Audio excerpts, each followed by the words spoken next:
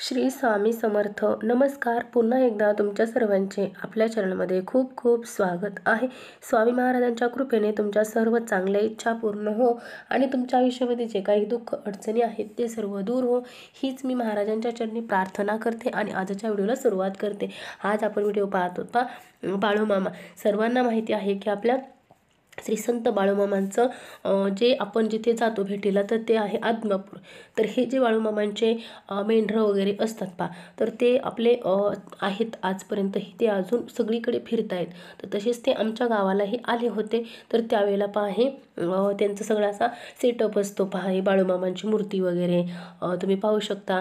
त्यांचं सोबत सगळं ते भंडारा जो असतो तो आपल्याला प्रसाद म्हणून दिला जातो. आपण पाण्यामधून वगैरे घेतो. आपल्याला बऱ्याचशा वेळेला त्याचा भरपूर गुण येतो, म्हणजे भरपूर प्रकारे कशासाठी आपल्याला समजा कोणी आजारपणासाठी, कोणी कशासाठी आपल्या घरामध्ये पण आसपास आपण टाकतो हा भंडारा जो बाळूमामांचा आहे. बाळूमामांचं ह्या ज्या मेंढ्या असतात तर ह्या मेंढ्या ते फिरवतात सगळीकडे, आपल्या गावोगावी जातात पहा. तिथं भरपूर सकाळी आणि संध्याकाळी आरती ठेवतात.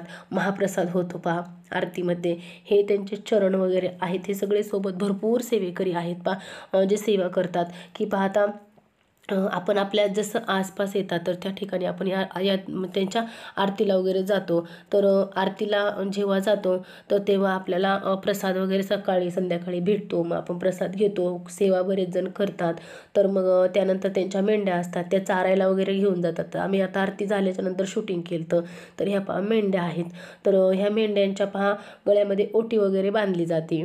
म्हणजे तर पाहता तुमची एखादी इच्छा आहे, म्हणजे आपण जसं इकडे संकल्प सोडतो त्याचप्रमाणे आपण ओटी बांधतो. मग ओटी म्हणजे पीस असतो, नारळ असतो, म्हणजे त्यामध्ये जे ओटीचं साहित्य असतं आपण ते ठेवतो. मग ते एखाद्या मेंढीच्या गळ्यामध्ये बांधायचं. मग आपण त्यावेळेला बोलतो की मी असं अन्नदान करेल, की मी अशी सेवा करेल, मी मेंढरं चारवेल, त्यांना घेऊन फिरेल.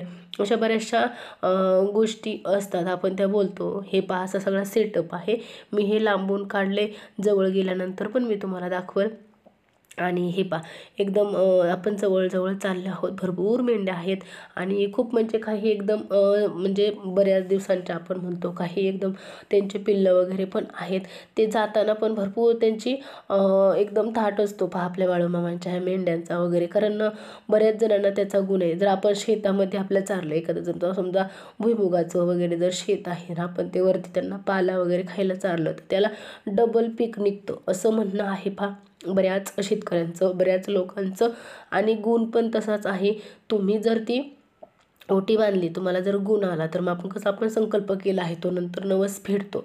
त्याचप्रमाणे आपण जशी ओटी बांधली त्याप्रमाणे जर घडलं तर आपण ते फेडतो. आता हे माझ्या वडिलांनी पण पहा बोलले होते, तर त्यांनी पण प्रसाद वगैरे दिला होता, म्हणजे संध्याकाळचं जेवण बनवलं होतं. तर हे पाहता हे चाललेले आहेत, म्हणजे मेंढ्यांना आपण म्हणतो बाळूमामांना वाट. दुसऱ्या गावचे जर त्यांना जिथे बोलवले तिथं ते जातात, 2-3 दिवस इथे राहतात, परत पुढे जातात.